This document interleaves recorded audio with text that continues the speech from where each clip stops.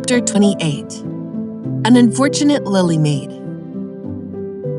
"Of course you must be Elaine, Anne," said Diana. "I could never have the courage to float down there." "Nor I," said Ruby Gillis with a shiver. "I don't mind floating down there when there's 2 or 3 of us in the flat, and we can sit up. It's fun then. But to lie down and pretend I was dead? I just couldn't. I'd die really of fright." "Of course it would be romantic," conceded Jane Andrews. "But I know I couldn't keep still. I'd be popping up every minute or so to see where I was, and if I wasn't drifting too far out. And you know, Anne, that would spoil the effect." "But it's so ridiculous to have a red-headed Elaine," mourned Anne. "I'm not afraid to float down, and I'd love to be Elaine, but it's ridiculous just the same. Ruby ought to be Elaine because she is so fair and has such lovely, long golden hair. Elaine had all her bright hair streaming down, you know, and Elaine was the Lily Maid. Now a red-haired person cannot be a Lily Maid." "Your complexion is just as fair as Ruby's," said Diana earnestly, "and your hair is ever so much darker than it used to be before you cut it." "Oh, do you really think so?" exclaimed Anne, flushing sensitively with delight. "I've sometimes thought it was myself, but I never dared to ask anyone for fear she would tell me it wasn't. Do you think it could be called auburn now, Diana?" "Yes, and I think it is real pretty," said Diana, looking admiringly at the short, silky curls that clustered over Anne's head and were held in place by a very jaunty black velvet ribbon and bow. They were standing on the bank of the pond, below Orchard Slope, where a little headland, fringed with birches, ran out from the bank, and its tip was a small wooden platform built out into the water for the convenience of fishermen and duck hunters. Ruby and Jane were spending the midsummer afternoon with Diana, and Anne had come over to play with them. Anne and Diana had spent most of their playtime that summer on and about the pond. Idlewild was a thing of the past, Mr. Bell having ruthlessly cut down the little circle of trees in his back pasture in the spring. Anne had sat among the stumps and wept, not without an eye to the romance of it, but she was speedily consoled, for after all, she and Diana said big girls of 13, going on 14, were too old for such childish amusements as playhouses, and there were more fascinating sports to be found about the pond. It was splendid to fish for trout over the bridge, and the 2 girls learned how to row themselves about in the little flat-bottomed dory Mr. Barry kept for duck shooting. It was Anne's idea that they dramatize Elaine. They had studied Tennyson's poem in school the preceding winter, the superintendent of education having prescribed it in the English course for the Prince Edward Island schools. They had analyzed and parsed it and torn it to pieces in general, until it was a wonder there was any meaning at all left in it for them. But at least the fair Lily Maid and Lancelot and Guinevere and King Arthur had become very real to them. And Anne was devoured by secret regret that she had not been born in Camelot.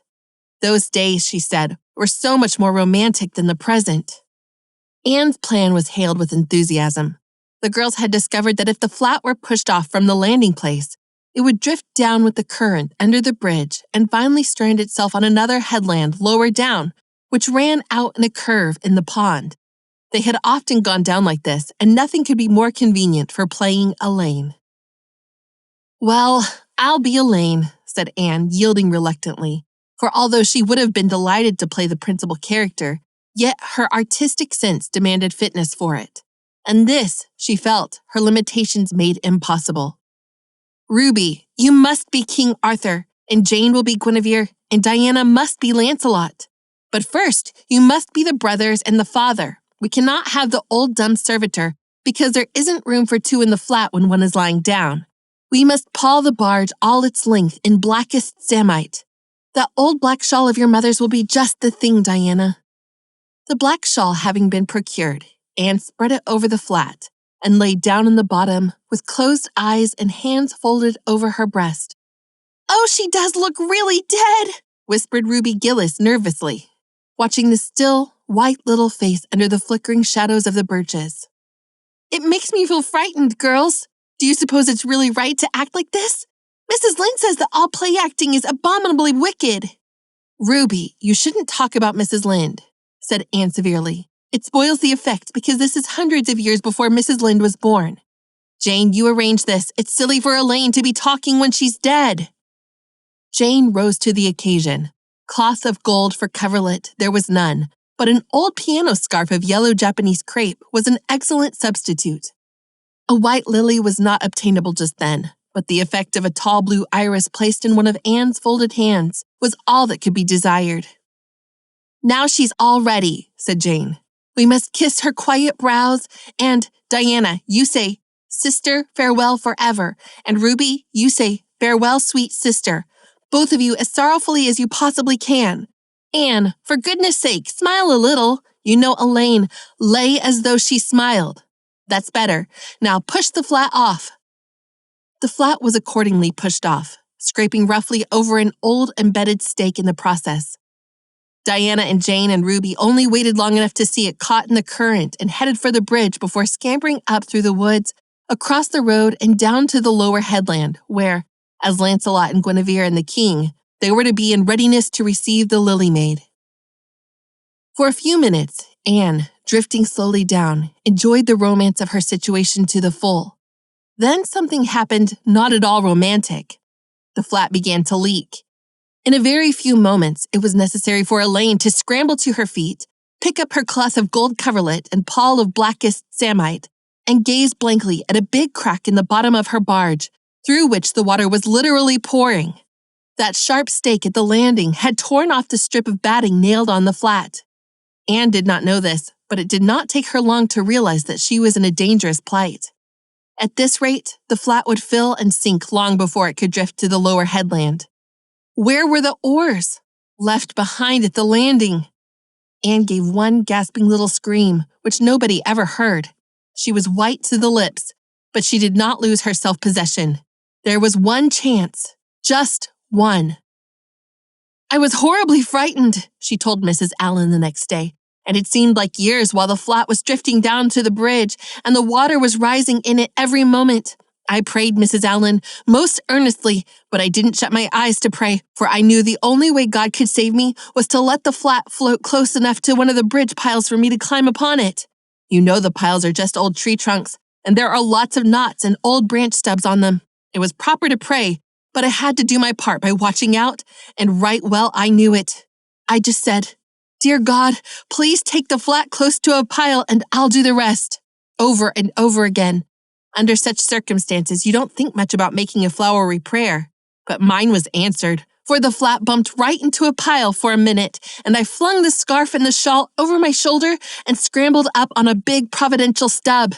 And there I was, Mrs. Allen, clinging to that slippery old pile with no way of getting up or down.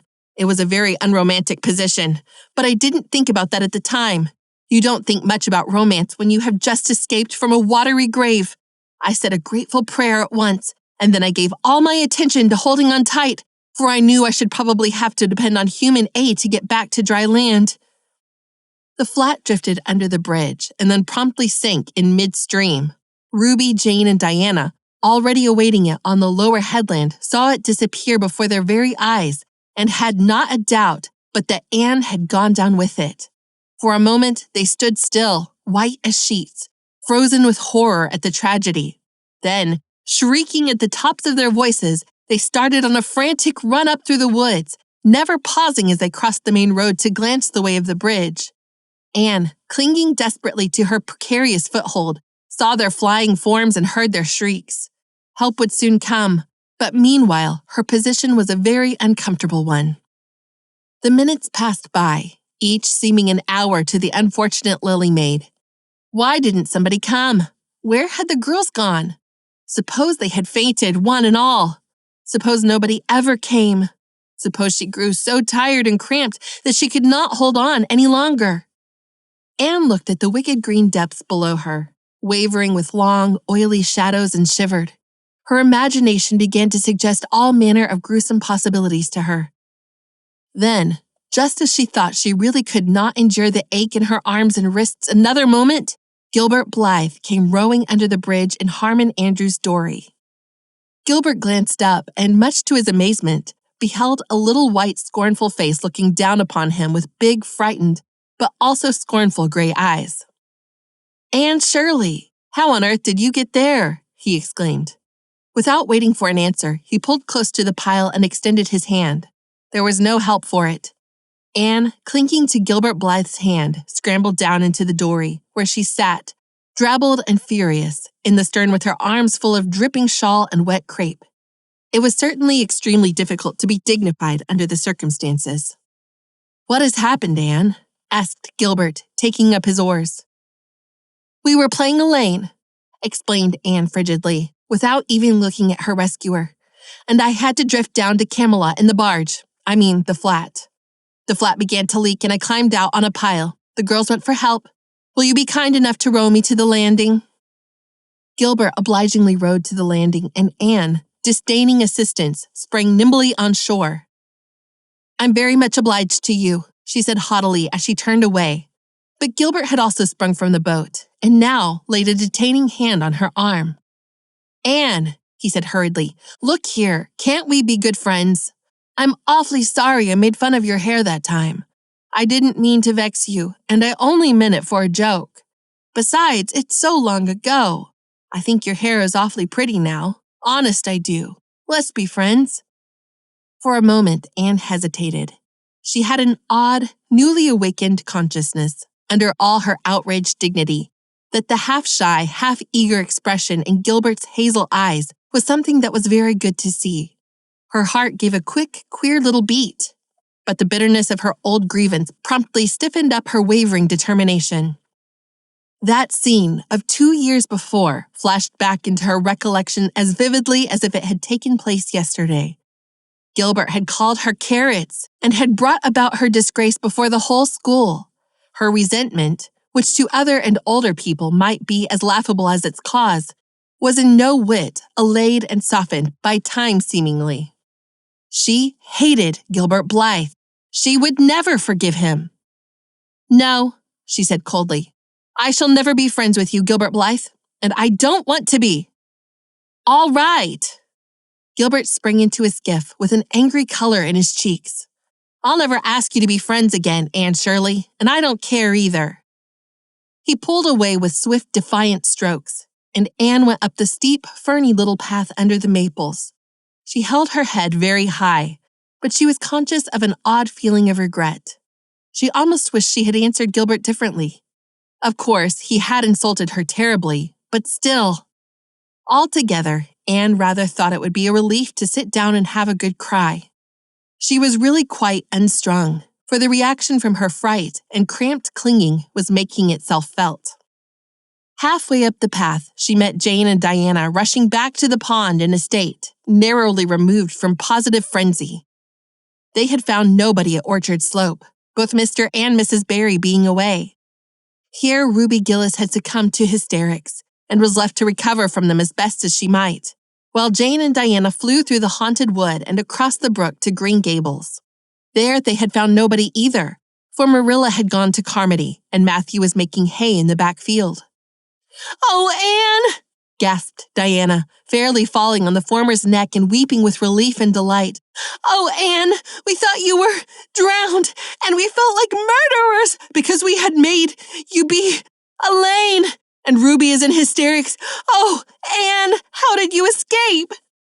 "I climbed up on one of the piles," explained Anne wearily, "and Gilbert Blythe came along in Mr. Andrews' dory and brought me to land." "Oh, Anne, how splendid of him! Why, it's so romantic," said Jane, finding breath enough for utterance at last. "Of course you'll speak to him after this." "Of course I won't," flashed Anne, with a momentary return of her old spirit. "And I don't want ever to hear the word romantic again, Jane Andrews. I'm awfully sorry you were so frightened, girls. It is all my fault. I feel sure I was born under an unlucky star. Everything I do gets me or my dearest friends into a scrape. We've gone and lost your father's flat, Diana, and I have a presentiment that we'll not be allowed to row on the pond anymore." Anne's presentiment proved more trustworthy than presentiments are apt to do. Great was the consternation in the Barry and Cuthbert households when the events of the afternoon became known. "Will you ever have any sense, Anne?" groaned Marilla. "Oh, yes, I think I will, Marilla," returned Anne optimistically. A good cry, indulged in the grateful solitude of the east gable, had soothed her nerves and restored her to her wonted cheerfulness. I think my prospects of becoming sensible are brighter now than ever." "I don't see how," said Marilla. "Well," explained Anne, "I've learned a new and valuable lesson today. Ever since I came to Green Gables, I've been making mistakes, and each mistake has helped to cure me of some great shortcoming. The affair of the amethyst brooch cured me of meddling with things that didn't belong to me. The haunted wood mistake cured me of letting my imagination run away with me. The liniment cake mistake cured me of carelessness in cooking. Dyeing my hair cured me of vanity. I never think about my hair and nose now, at least very seldom. And today's mistake is going to cure me of being too romantic. I have come to the conclusion that it is no use trying to be romantic in Avonlea. It was probably easy enough in towered Camelot hundreds of years ago, but romance is not appreciated now. I feel quite sure that you will soon see a great improvement in me in this respect, Marilla." "I'm sure I hope so," said Marilla skeptically. But Matthew, who had been sitting mutely in his corner, laid a hand on Anne's shoulder when Marilla had gone out. "Don't give up on all your romance, Anne," he whispered shyly. "A little of it is a good thing. Not too much, of course, but keep a little of it, Anne. Keep a little of it." Thank you for listening. This was Chapter 28 of Anne of Green Gables, written by Ella Montgomery, narrated by Rachel Wingerd, produced by Wingerd Media. Please like and subscribe to be notified for coming chapters.